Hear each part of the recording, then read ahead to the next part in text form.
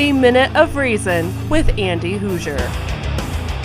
Today, let's bring some reason into the impeachment process, shall we? 2019 ended with the voting and passing of 2 articles of impeachment against President Donald Trump in the House of Representatives. They now sit over in the U.S. Senate, where the trial may begin, and Mitch McConnell trying to figure out the rules on witnesses and documentation within that U.S. Senate trial.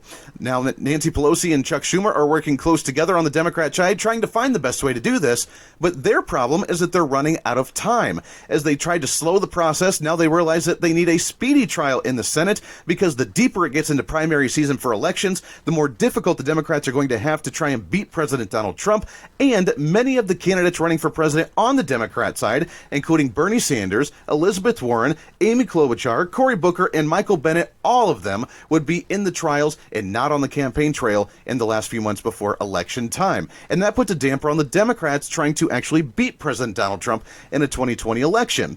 Then you have Democrats that are actually looking at not voting for it, as they need 4 Republicans to switch votes and vote with Democrats in order to pass the trial impeachment and remove President Trump from office. But then you look at Democrats from Alabama like Doug Jones that are maybe voting the other side with Republicans, knowing that this is going to be a swing issue and a very touchy issue with primary voters and even general election voters going into the 2020 election. So now that they've tried to create this quagmire for themselves, what's the next move for the Democrats? Do they ram it through the U.S. Senate? Do they hold off from the U.S. Senate until after the election?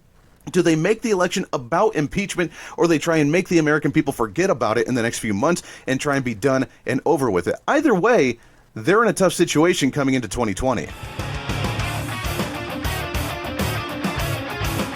For more great tips and reasonable talk, visit HooserReason.com.